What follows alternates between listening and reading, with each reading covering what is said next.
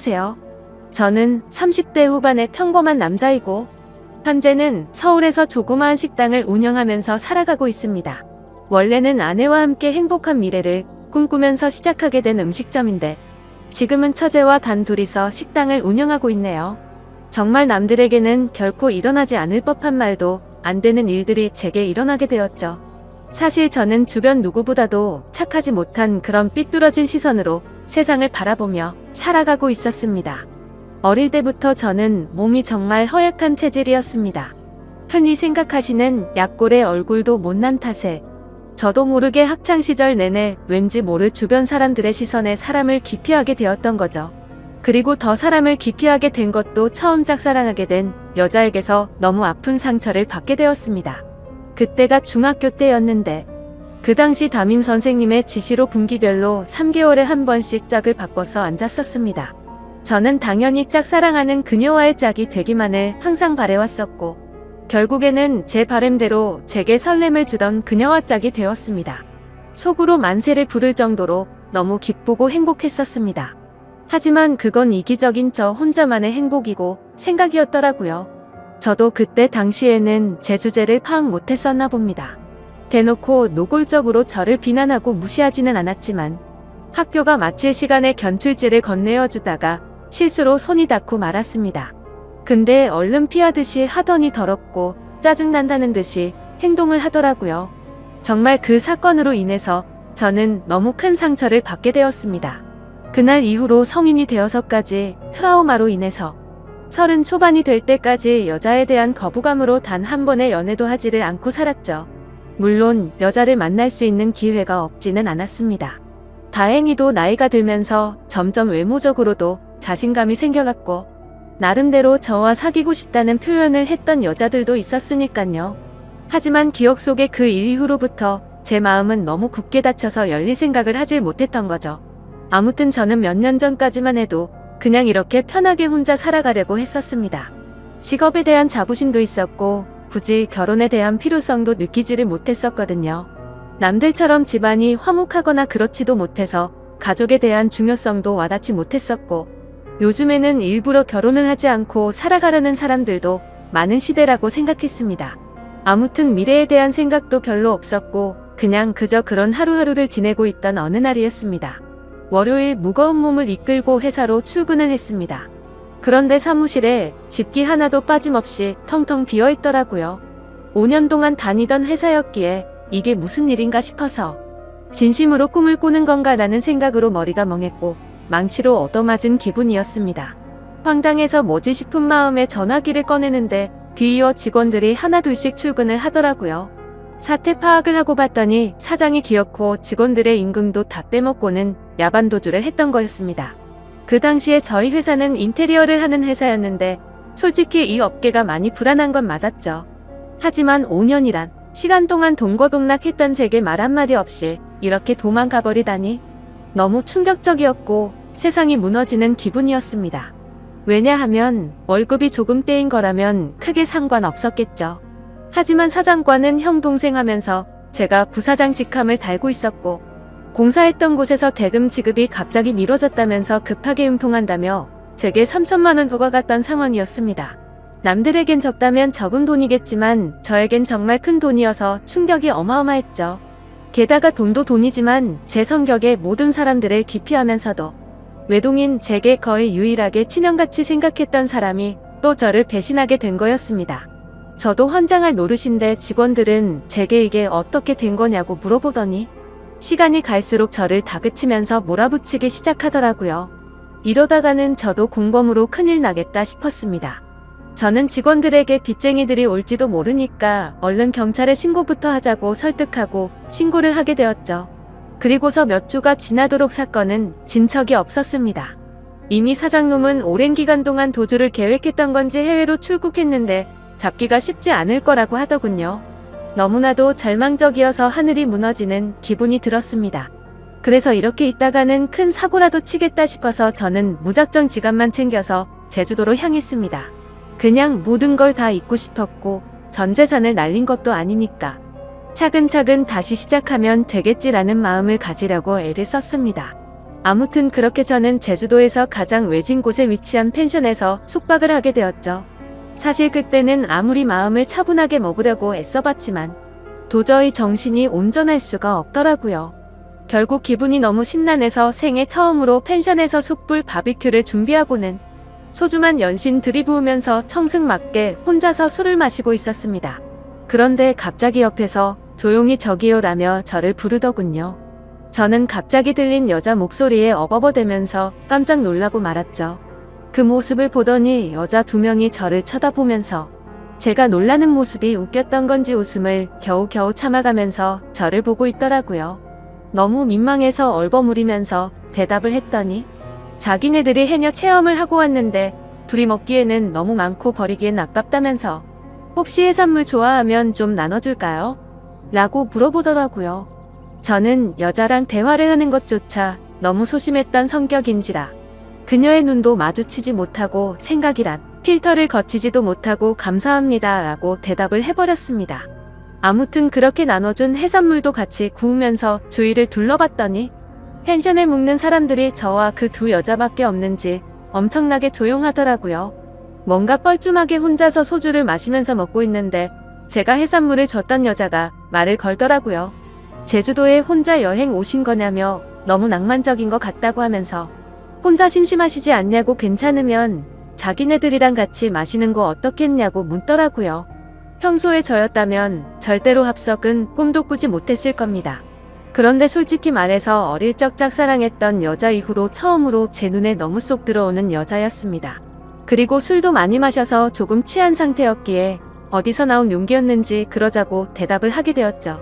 그렇게 그녀들과 저는 합석을 해서 함께 술을 마시게 되었고 이야기를 들어보니 그 둘은 친자매였고 어제 숙소에 도착을 했고 일주일간 머물다가 간다고 하더라고요. 저도 열흘 정도를 예약한 상태라고 했더니 잘 됐다면서 그러면 지내는 동안 잘 지내보자고 먼저 손을 건네더군요. 저는 너무 쑥맥처럼 쭈뼛거리며 손을 마주 잡고 인사를 했고 술이 취하면 취할수록 2 자매와 저는 재미난 이야기들을 하게 되었습니다. 그때 드는 생각이 저도 모르게 말로 나와버렸습니다. 사실 혼자서 괴로움을 삭히려고 왔는데 혼자 있을 때는 더 괴롭더니 지금은 괴로운 게 다 잊혀지고 너무 즐거운 것 같다고 말했습니다. 그러자 언니였던 제 이상형의 그녀는 무슨 일이냐고 제게 물어봤고 저도 모르게 그동안의 고충을 푸념하듯이 얘기를 하고 말았죠. 그런데 그런 지루하고 재미없는 얘기인데도 불구하고 그녀는 너무 진지하게 저를 똑바로 쳐다보면서 이야기를 들어주고 진심 어린 조언을 해주더라고요. 생전 처음으로 느껴보는 친절함에 저는 너무 행복했고 설레었습니다. 그렇게 꿈처럼 행복했던 시간을 보내다가 자리를 끝 마치게 되었죠. 다음날 저는 전날 있었던 일에 민망해져서는 만나면 인사를 먼저 건네야 하나? 아니면 아는 척을 하지 말아야 하는 건가 온갖 생각과 고민을 했었습니다. 그러나 그런 고민들이 무심하게도 밖에 담배를 피러 나갔더니 그녀는 반갑게 저를 보고 웃으며 인사를 하는데 심장이 쿵 하고 내려앉는 것 같았죠. 여행하러 와서는 하루 종일 주무시냐며 인사를 건네는데 저도 어색한 인사로 답을 했습니다. 그러더니 오늘 우리 같이 밥 먹으러 가기로 한 거 잊었냐면서 묻더라고요. 저는 취한 나머지 해선 안 될 짓을 했구나 싶었고 괜히 여행방해 되고 싶지 않다며 어제 했던 말은 잊으라고 말하며 재밌게 여행을 즐기라고 했죠. 하지만 그녀는 끝내 고집을 피우더니 결국 그날 하루 종일 2 자매와 저는 여행을 함께 보내게 되었습니다. 그러다 보니 자연스럽게 그녀들과 저는 같이 붙어 다니며 매일같이 여행을 함께 즐기게 되었고 정말 꿈만 같던 시간은 너무 순식간에 지나가 버리더군요. 그렇게 2 자매의 마지막 날이 되었습니다. 솔직히 좀 많이 서운하더라고요. 고작 며칠밖에 안 되는 시간 동안 저는 그녀에게 더욱 빠져들었고 마지막 인사를 건네는데 저는 도저히 용기가 나지 않았습니다. 그때 그녀는 갑자기 제게 포옹을 하면서 덕분에 즐거운 여행이었다고 말을 건네주더군요. 너무 외롭게 살아오던 저는 순간적으로 마음이 울컥해서 눈물이 날 뻔했습니다. 그렇게 그녀들을 떠나보내고 혼자서 남은 여행을 보내는데 이건 도저히 여행이 아니다 싶더라고요. 행복한 시간들이 끝나고 나서 또다시 괴로움이 시작된 건 아니었습니다. 오히려 그녀와 지낸 시간들 덕분에 괴로움은 이미 잊은 지 오래였고 그녀를 또 다시 보고 싶다는 생각이 너무 간절해지더라고요. 그래서 저는 인생을 살면서 가장 큰 용기를 내게 되었죠. 평생 혼자서 살다가 연애는 꿈에서조차 생각 못하던 제가 그녀와 함께 행복한 시간을 갖고 싶었습니다. 집으로 돌아온 저는 진짜 하루 종일 고민을 하다가 용기를 내서 그녀에게 전화를 걸었습니다. 어두침침한 제 성격과는 다르게 그녀는 반갑다는 듯이 밝게 전화를 받아주었습니다. 저는 조심히 잘 가셨는지 해서 연락드렸다고 하니까 그녀는 그렇지 않아도 조심히 여행 잘 마쳤는지 궁금했다고 되물어 봐주더군요. 그렇게 몇 마디를 주고받게 되었고 어차피 제가 말을 잘하는 편도 아니었기에 단도직입적으로 말했습니다. 제가 주말에 서울에 일이 있어서 가게 됐는데 시간 괜찮으면 밥이나 먹을까요? 라고 물어봤습니다. 그러자 잠깐의 고민도 없이 그녀는 그러자고 대답을 했고 약속을 잡은 뒤에 통화를 끊게 되었죠. 얼마나 긴장을 했던 건지 손이 떨리고 등에 땀이 흘러내릴 정도였습니다.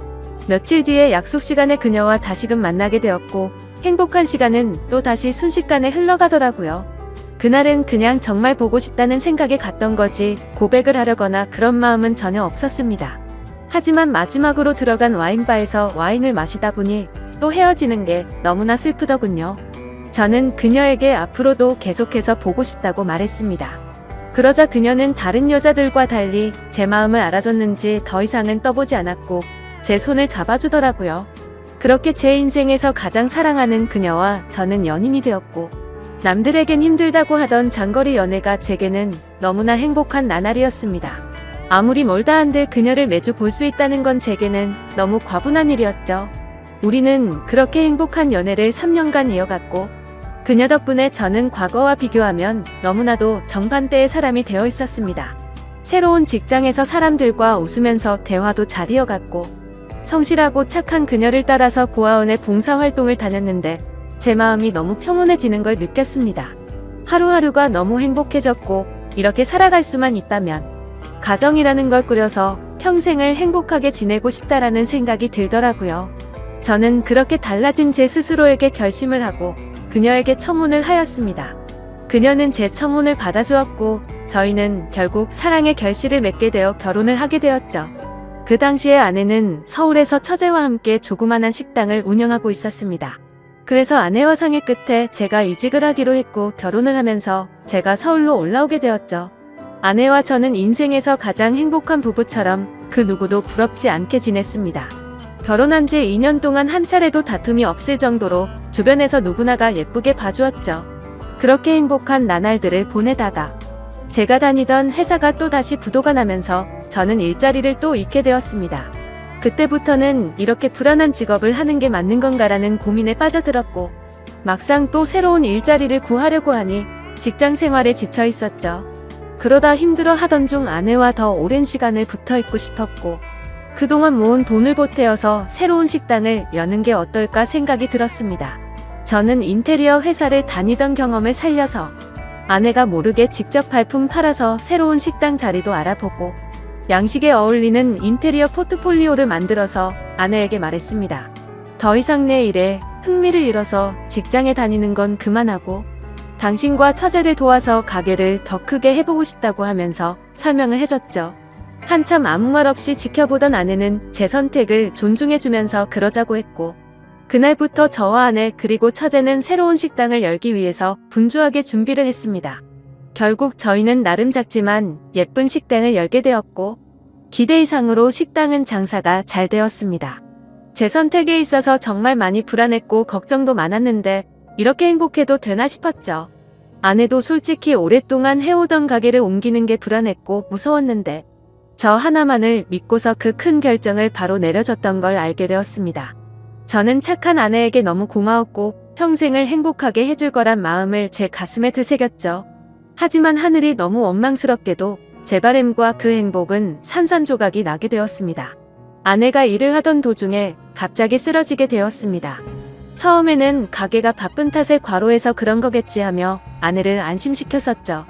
며칠 뒤 정밀 검사를 받아본 결과가 나왔고 의사 선생님은 너무 위험한 위치에 암이 발견되었다고 말하더군요. 드라마나 영화에서나 들어봤지. 이런 일이 제 아내에게 생길 줄은 정말 상상조차 못했기에 그 자리에서 바로 눈물이 났습니다. 의사 선생님이 말을 이어갔습니다. 이런 말씀 드릴 때가 자신도 가장 마음이 아프다고 하면서요. 솔직히 말해야 할 것 같다며 아무래도 너무 위험한 수술이 될 것 같다고 하면서 아내분에게도 솔직히 말씀을 드려야 한다고 하더라고요. 그 말을 듣는데 아내를 처음 만났던 제주도에서 처음 만난 그날 밤이 떠오르고 그동안의 일들이 순식간에 주마등처럼 지나가는데 저도 모르게 애처럼 펑펑 울어버렸습니다. 아내에게 이 모든 사실을 솔직하게 털어놓는다는 게 너무나도 어려웠습니다. 하지만 저보다도 잘 아는 아내는 저를 보자마자 눈치를 채더라고요. 펑펑 울어서 알아본 건지 너무 경직되어 있는 저를 알아본 건지 저는 있는 사실 그대로를 말해줬습니다. 아내는 괜찮은 척하면서 오히려 저를 위로해주면서 말을 하더라고요. 솔직히 너무 무섭고 화도 나고 슬프지만 저를 만나서 그동안 너무 행복했다며 그래도 위험하긴 하지만 끝까지 포기는 하지 않을 테니까 좌절하지 말자고 하더군요. 그 말을 듣는 순간 제가 너무 부끄러웠습니다. 정작 아픈 아내는 저렇게 용기를 내서 힘을 내려고 하는데 도저히 저부터 무너질 수가 없었습니다. 처가댁에 연락을 해서 이 사실을 말씀드렸고 장인어른과 장모님 그리고 처제는 아내에게 찾아와서 미친 듯이 펑펑 울었습니다. 그러자 아내도 그동안 참았던 눈물이 터진 건지 애처럼 펑펑 우는데 정말 가슴이 찢어졌습니다. 그렇게 아내는 항암 치료를 시작하게 되었고 날이 가면 갈수록 급속도로 야위어가는 아내를 보고 있으니 모든 게 너무 원망스러웠습니다. 괜히 나를 만나서 아내가 이렇게 아프게 된 것만 같고 죽을 만큼 너무나도 힘이 들었습니다. 그렇게 힘든 시간을 지나서 아내의 수술이 있기 전날 밤 아내와 저는 한참 동안 이야기를 나누었습니다. 그때 처음으로 알게 되었던 건 아내도 제주도에서 처음 본 그날 저에게 호기심이 생겼고 관심이 갔었다고 하더군요.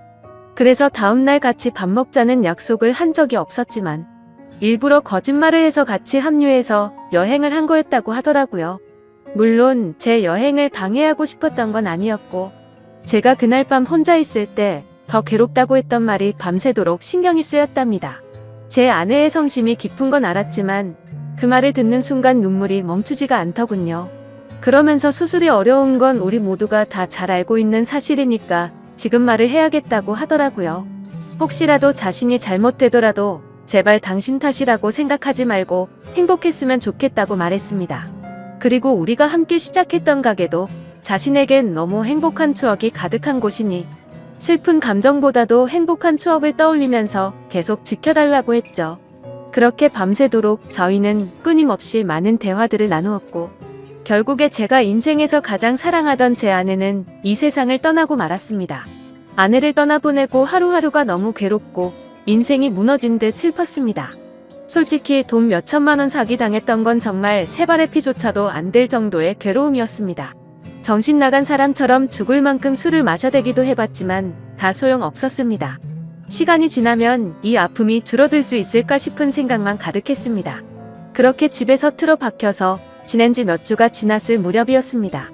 항상 조용하고 내성적이던 처제가 집에 들어와서는 마치 다른 사람처럼 온갖 잔소리를 늘어놓기 시작하더라고요. 언니가 지금 이 꼴을 보려고 그렇게 떠나간 줄 아냐면서 화를 내더군요. 형부 혼자서만 힘든 줄 착각하지 말라며 주변 사람들 생각해서 제발 그만하라면서 화를 내다가 울더라고요. 정말 예전이나 지금이나 너무 이기적인 나쁜 놈이었습니다. 저뿐만 아니라 모두가 다 힘들어도 꼿꼿이 버텨내고 있다라는 생각이 들더군요. 울고 있는 처제에게 다가가서 저도 같이 울면서 미안하다고만 되뇌었죠. 그러다 처제와 함께 밖으로 나가서 같이 술을 한잔하면서 이야기를 나누었습니다. 가게는 이렇게 계속 문을 닫아둘 거냐고 물어보더라고요. 솔직히 아내 생각에 미쳐버릴 것 같아서 가게 근처도 갈 수가 없었습니다. 하지만 그건 너무 비겁한 짓이란 것 정도는 알았죠. 그런 생각을 하던 찰나의 처제도 저와 같은 생각을 말하더군요. 언니 생각에 자신도 가게 근처도 못 가겠다며. 근데 언니가 제게 했던 말을 처제에게도 똑같이 했더라고요. 마지막으로 부탁한다면서 좋았던 추억 가득한 가게를 계속했으면 좋겠다고 했답니다. 사실 아내가 왜 그렇게 가게에 집착하는지는 저도 잘 알고 있었습니다. 아내는 저와 제 처제를 생각해서인 마음도 당연히 있었지만 너무 착한 심성에 그동안 어려운 아이들에게 무료 급식을 주던 걸 멈추지 않기를 바랬던 거였죠. 세상에 어떻게 이런 착한 여자가 또 있을까요? 사실 이런 마음을 갖고 있는 것도 가게를 가게 된 날 알게 되었습니다. 처제와 저는 아내의 부탁을 이어나가기 위해서 결심을 했고 다음날 가게로 나갔습니다. 몇 주간 비워져 있던 가게임에도 불구하고 구석구석 너무 깔끔하게 청소가 다 되어 있었습니다. 그리고 그곳에 놓여져 있던 편지가 있었죠. 아내는 가족들과 저에게 너무 많이 미안하답니다. 제게는 평생 행복하게 함께 지내면서